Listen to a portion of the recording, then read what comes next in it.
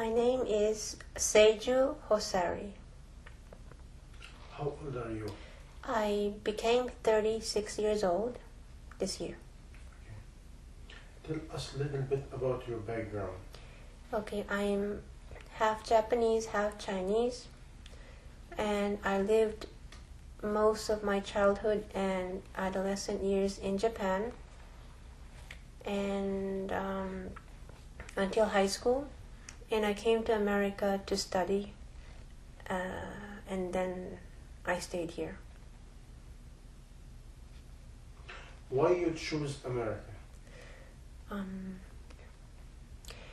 When I was in Japan, I know growing up, even at a young age, I knew something was missing in my life. And I lived there for 10 years with my parents and my brother and my sister. I went to school like everybody else, but I felt like I needed to look for something. I didn't know what that was. So I made the decision to leave home. And after I finished high school, I left for Europe. And I traveled for about 6 months. I hitchhiked and took the train. I was just wandering around looking for something, not knowing what it was. And during my travel, I met a lot of people. And I realized that I was very naive, very immature compared to many of the young people that I met in Europe.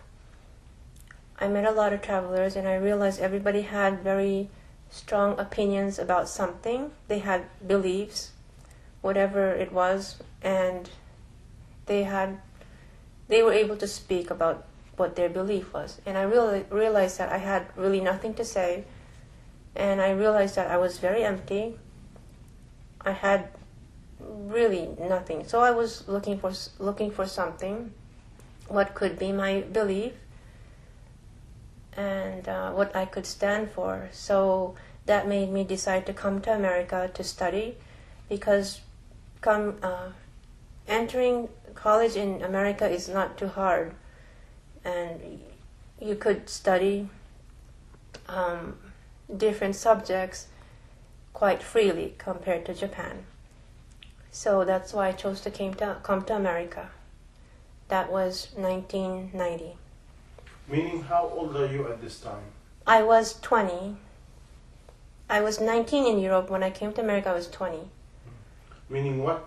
In which age you left Japan? 19. 19.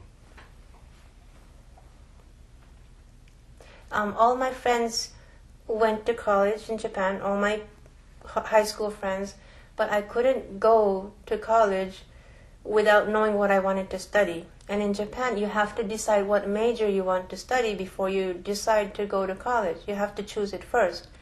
And for me, I couldn't do that because I really didn't know what I was interested in. And I felt like I needed to search first. So that's why I left the track from everybody else. At this time, what is your belief? Do you have any belief at this time? Are you Buddhist? Are you atheist? What is it? Okay, my mother was, she calls herself a Buddhist. She has an altar in the house. She prays every morning, every evening, a lot. I watched her mom do that. So in the morning and at night, I would put my hands together and say good night or good morning next to her, but that was it. But I didn't really know what the belief was. And I never thought about God or anything else. No, I never really thought about the life beyond. No. Meaning at this time you consider yourself an atheist? Okay, I heard that atheist is when you believe that there is no God. But I guess for me, I didn't believe that there was no God, but it just never occurred to me. I never thought about it, but I didn't deny. I didn't know. Meaning you can consider yourself at this time ignorant? Yes. Yes. Absolutely ignorant. Okay, you came to America. After you came to America, tell us a little bit about your journey in America. Okay, I went to college 4 years in Connecticut, State University of Connecticut. No, Southern Connecticut State University. And I studied different subjects. I took a liberal arts major, which means you can take different classes and get a major. So I didn't really have anything specific that I was interested in, but I touched different subjects. I studied a little bit of philosophy, sociology, anthropology, and some religious courses. I was interested to see what was out there and what knowledge I could get. And I remember my senior year in college, I wrote a letter to my parents that I'm about to graduate. And I wrote to them that I learned a lot in college, but what I realized, what my final conclusion was, that despite all the knowledge that is out there, that we as human beings really don't know anything. We have very little facts. We have very little facts, and the fact that there's a huge unknown out there was more powerful to me. That to know that we really, all the adults, they didn't know the truth. There was a lot of question marks, and that was my discovery in college. And what does lead you to? So I finished college, but I was still searching. I really didn't find anything except the fact that we don't know. So I kept looking. I kept going on with my life. I moved to Miami. I got married. I got married with my so-called college sweetheart. We moved to Miami. We had a pretty good life there.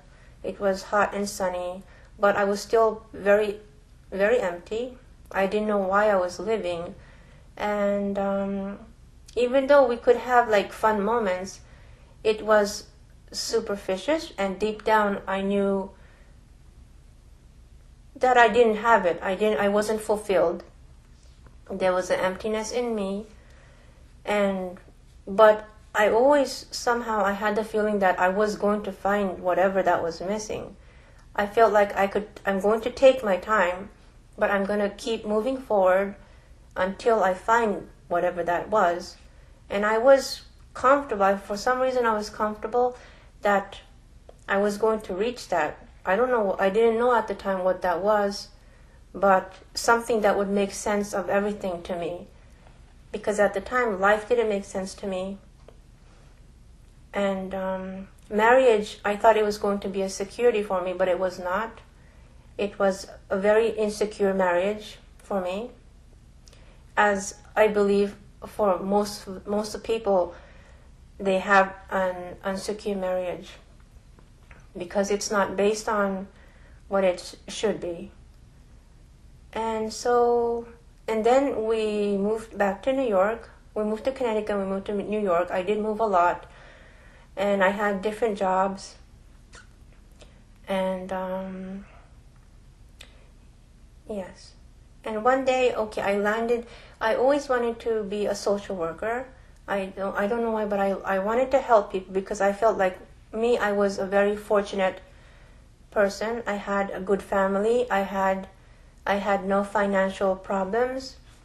I had no physical problems. I considered myself very lucky. I was thankful for that. And I knew that there were a lot of unfortunate people in the world, in society. So I wanted to know these people and to somehow know if I could help them. And that's how I landed a social worker job in New York. And there I saw humanity with such darkness I never thought that I would know. Like what? Okay. People were very, very lonely people, and they were very broken people. And but also the other thing I found out was that even though they were broken and dark, they were somehow believers of God, some of them. And that shocked me, because I was thinking, how can you be in such destitution? You have no family, nobody cares about you, and you still believe and thank God, and how could that be? That made me wonder, and that made me wonder.